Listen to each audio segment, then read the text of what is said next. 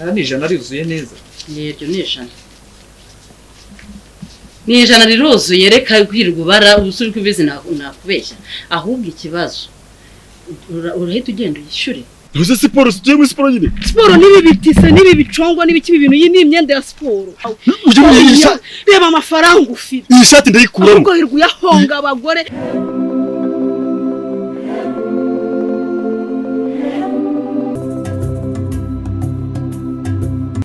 Keria. Keri. Karame. Ese wabyutse kibondo? Nabyutse hano. Ngwino hano nkubwire mama.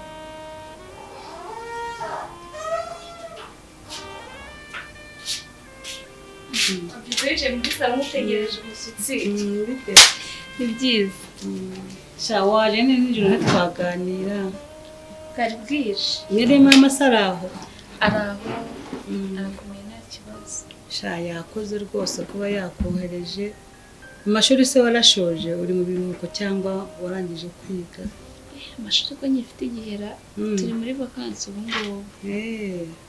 Sha ni ukuri muri umuntu wanjye yakoze kunyereza kuba muri iyi nzu njyenyine. Shamana yanjye ahubwo nanjye n'umwe. Ubonye ukuntu ingana? Reba ukuntu kingana uraryama ucyuma ntiwakumva n'akantu na kamwe gakora. Uko wabyumvise uri bazi uri uruhare wenyine uri muri iyi nzu. Nese wari ubaye ubute? Wa mwana we. Byari byarandenze noneho Simbi yaragiye. Gihozo nawe yaragiye. Kubu mbese nabaga nk'umuntu ahangaha uri nko mu nzu itagira abantu nawe urabona ukuntu bimeze. Mu byumba hose hararanga wabibonye ukuntu hameze.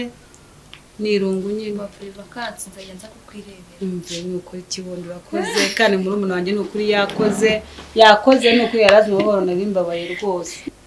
Seti Karame mama. hano Mbere muri salo kuri telefone. bite sumeze ute?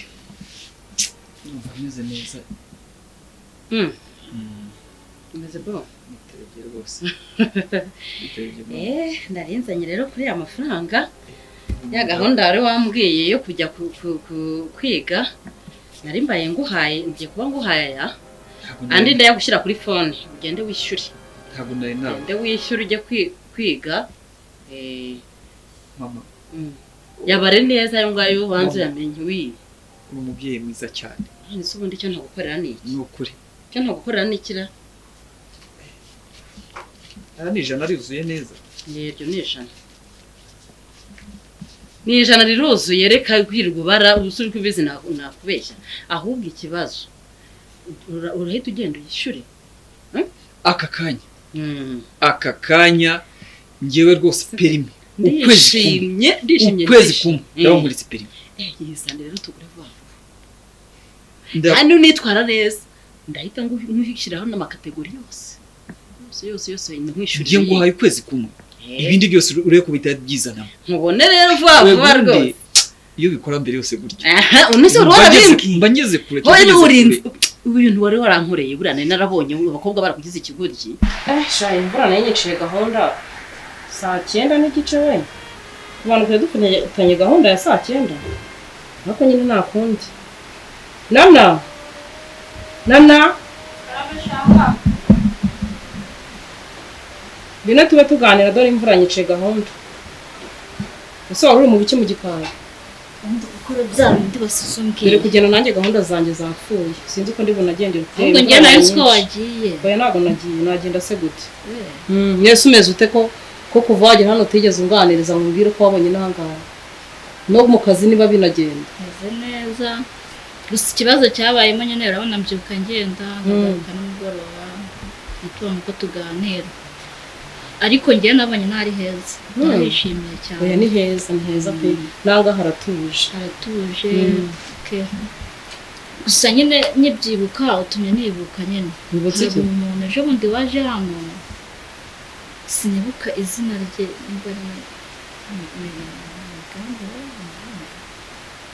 nimba ari migambi ntabwo mbyibuka neza ariko ndumva ari mama ngaho. Shabwo ni migambi. Ubwo rero yararimo ashaka amafaranga y'umutekano. Arambwira ngo nze kubwira uze kuyamuha. Yongeraho n'akantu ko kumbarura nyine. Twako namubwiye ko utigeze umbaruza. ubwo niba unaye wamuhaye ubwo waramukize ko nzi ko wabavugira hejuru. Umva namukize namubwiye ko udahari nyine aranyumva. Aka kantu ko kwibaruza ko Mbona nahakunze. Urabona ko hari n'akayaga. Haratuje nta rusaku rw'imodoka n'ibiki ariko twebwe igihe uryama kuvuna gusakurije ugahita ukanguka. Nigeze kuharara rimwe nigeze sinzira se. Gahibaza.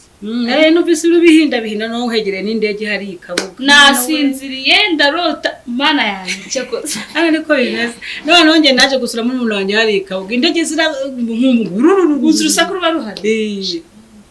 Shano uko nyine kumbura pe. Isi mbere tumaze igihe tuvugana ambwira ko aho yagiye kwiga bigenda neza. Ameze neza. Aransetsa haye magana. Akambwira ngo mama nyine yasuhuza mbabuze ibyongereza. Ibu yabaye ndi munyamahanga undi muntu. Uramuzi nawe ubwirasi bwere. Shandamuzi. Uramuzi yarambwiye ese ugize ngo iki mwana wa? Mama ngo nagusuhuzaga. Bibiracanga. Umuntu wafashe ibintu bizima noneho ntumva. Ndishimye pe mama urakoze cyane. Urakoze cyane pe. Yego. Uri umubyeyi mwiza w'intangarugero. Rero ndagiye. Hari abantu dusenga nagiye kureba. Urumva? Numva dufite amasengesho nabyo ndabishya imbere y'Imana. Urumva ngiye kureba abantu dusengana wowe sigara. Ngibitekereza Imana yarabirangije. Kwishura vuba reka ngende ubwo ngubwo nsanga umbwira inkuru nziza ukwezi kumwe nyibona. Tugura imodoka ko kandi. Ahubwo kuri telefone nayo shaka uburyo utyohereza vuba. Ya telefone se ngiye gutinya gushyiriraho. Urahaguruka hanga 3 raba yakugezeho naribi. Ahubwo ikindi kintu ugomba gukora ni kugenda kwiprepara mu mutwe ibintu byose ukabishyira ku ruhande. Ukerekeza umutima ku modoka. Nabiteguye byarangiye. Imodoka n'amafaranga yayo namaze kuyashyira ku ruhande.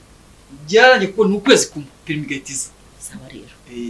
Sabwo turi kumwe reka mbe ngiye. Urakoze mama. Urakoze cyane. Sawa. Ego umubyeyi mwiza.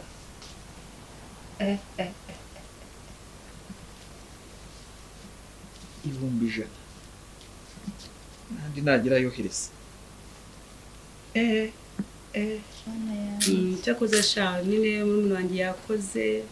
Usuku naragukunda kandi nanjye ndabukunda. Wakoze kibona nahakunze buri vacances ndabikwemereye. Ngo rwose kibona urakoze cyane. Rero dore waje bwije. Waje bwije kibondo urumva waje bwije. Ibyo kurya byanga nyine wabonye nagiye ibyo twariye ku rugero rimeze. Reka ngene ngutegurire ibyo kurya byiza. Ndabizi ubanya Kigali. Ubu ngubu wampinze ngo twariye ibihaza kandi gutegurira. Abo ugenda ubitete bisangire. Ngo kibondo ngaho rero gubwa neza kandi rero bwuje hano. Ugenda usabye uruhushya. Ntabwo nagenda navuze. Ugapfe kugenda uko iboneye. N'ubusanzwe ntabwo njye mva mu rugo ntavuze. Yego rwose ngere nkunda abana bameze batyo. Murakoze kibondo kandi yo gutegura utuntu. Nta kibazo mama buriyeho gatoya. Ndaje. Yego. Buri aba televiziyo ndaje. Yego nyine. Bo. Kujya mu mibare mu kanya. 400,000 kwari hakosheje. Uyu mwaka miliyoni ko. Ntabwo narebye nabi cyane. Ariko nayo aramaze 100. Ambo. Ni telefone ntiri kugiye. Iyi igomba guhita ivaho. Kwa telefone nziza igezweho. Icya kabiri. Umukobwa mwiza we ubu yabonetse. Très bien.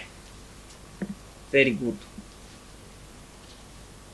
Umukobwa mwiza ku Gisenyi ho birihutirwa. Ikintu ugomba gutanihutira bitamutembereza ariko na Migambi yangiriye inama. Migambi arafaga ugomba kumuha igihumbi. Kuko ibi ntabwo byari kunkundira. Ibi byose ni Migambi. Nyine yakagize Fred. Bizere ko yakubariye se ngo yatwaye nimero yanjye aza kumamagara nyine mu myirondoro wanjye. Shana nanjye bya byaranciyeho kandi nanjye bizi neza ko bari itegeko. None rero shana baza makubita stade. Ejo bundi ndahuye nawe namubona.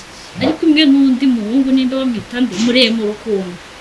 Muremure w'amaso manini. Winzo. Unanutsemo. Ubwo ni seti ntibajya basiga. Mba bambereye akasamutwe. Ni mu bwanga akasamutwe byumvisha. Yagenze se gute? shayi n'aha nyine nibo bantu nabonye nyine turumva baramabuye nyine nari ndi gutambuka kubera ko nyine uwo nguwo umutekano yari yarambonye aba ari ubanza kumusuhuza urumva yarakuzi yaranze nanjye ndamusuhuza ariko bari bari kumva yanyiziritseho igihumbi cyose kirahagije agiheke agishyire mu ijipo yongera ahindukize muri kuko akoze ibintu biterebye ariko nanone hari umukobwa yari yampashe umukobwa wo kwa mama Kalisa niwe ngiye guheraho kabisa ndamuhera ariko rero ntabwo gahita tujya ku Gisenyi none hari abo nzajyana ku Gisenyi uriya atari nko rwose ariko kambanza ujye kureba mama Kalisa nijyanishwe hari n'ubundi n'iniga yanjye mbone guhita mbona uriya mukobwa niyo bimpira kandi na mama Kalisa yabijyaho ufite amafaranga kiburi ntari yandiye ni cya gitero ndakijuguye hariya abwira uburyo nkunda kandi ari ubwa mbere mbonye mbese umva ambera akasamutwe ariko ngiye kubera ko ibyo ngibyo urabisima ari byo byanzanye naramwihoreye sitakubwira ngo aragukunda sinzi nimba ariko yitwa wasanga ari uwo nese yagukunze akikubona ako kanya gutya adasanga kuzi ndabizi se gusa yari imva yarabirimo neza ko yirwa ajarajara mu bakobwa nabonye ubona agasari seriye ahubwo yifata n'imbobo uriya naganira iki nawe utabeshya uriya twaganira shaho usamwihorere nta kintu navuga ntabwo abahungu b'inanga wabavamo ntabwo wabivamo n'akazi kawe njyewe nta n'ubwishisho ndimo ariko kuvugana nabo ari abantu bameze kuriya sha rero tuzagusubiramo ndumva imvura yoroshye genda ushaka utuntu waba ukora mu gikari n'ubundi wari urimo ndaje nitegura inzu ngende ariko shanga uretse kugenda mbanze mukorere nyine akantu de n'undi wari ugiye nta kintu ufashe reka mbanze nakora ugenda nk'uko unyitayeho sha iyi ngaho ugenda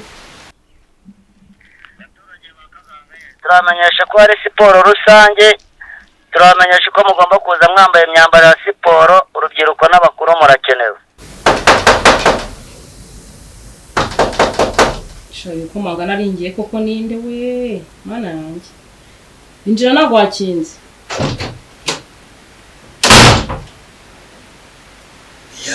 se ni wese Makare umeze ute turaba mwebwize hafi turaho nta kibazo iminsi myinshi iminsi myinshi cyane usigaye ubaye se uri kuwucangira he mba ndi mu rugo ntubizi se nanjye ko tuba turi nyine mu rugo mba ndi na Mary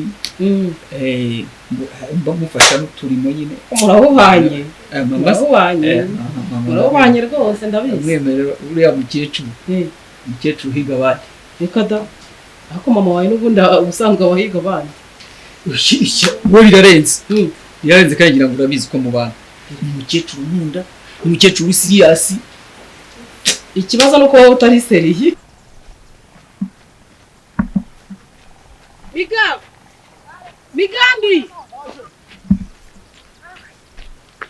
migambi uri hehe ariko miga nawe urananiye iki se ntukanse iki se si ni ibiki wambaye iki se ntabwo washyizeho abantu ngo bashishikarize abantu siporo uze siporo tugiye muri siporo nyine siporo n'ibi bitise n'ibi bicongwa n'ibiki ibintu iyi ni imyenda ya siporo reba amafaranga ufite iyi shati ndayikuramo ahubwo hirwa uyahonga abagore ikibazo nuko nawe nzi usigaye uri seriye yanyewe umuniga wanjye ko usigaye uri seriye se ahubwo se mewe ntajya bikubwira none se kujanga aya masaha bimeze bite amasaha eje kureba nyine basuze hari urabizi na David najya kanza tukaganira sibundi asigaye abaye ko nakimubona David nagakiba hano ntabyo wamenye ubusubwo ngo wanyemuke ntabwo yakubwiye ntabwo David rose nta kintu yigeze ambwira mama katakata naho ngaho ngiye netse muri abasore abantu baganira se ko abantu bubatsinga abasore ni pa iyo duhuye nako kanya waba utandukanye pa no rero ukuntu wamuhamagara nanjye yaragiye yaramba muze kubera mba ndi kumwe na Mary yagiye mu rugo yaratashye yagiye waka ndababaye cyane ariko nta kibazo nawe ko wari se ko wari umuntu wanjye tuzajya tuganira nta kibazo uzi yuko njya nkugisha inama ukananguza utaje kunguza oya ntabwo nje kukuguza nje kubasura uko byikanze umuntu ubundi sinakwishyura ari ikibazo umuntu wanjye kandi nasanzwe ngenda mu rugo na David rego urugo ndarukunda cyane kwigura ipana siporo iyi shati ndayikuramo urumva iyi shati ndayikuramo muri siporo n'agapira nyine oya miga ibintu burimo ntabwo ari byo rwose nawe uranze reka nkubwire umva nubwo ndi umuntu reba ubu se nimba uri umuhwituzi ko barakangurira abandi ukabahwita ngo tujye muri siporo mu by'ukuri ni imyenda ya siporo bajye bumva ibyo mvuga niba kare byo nkora mereza iyo myumvire mereza hano iyo myumvire iraciriritse kandi agakobwa naguce kurushi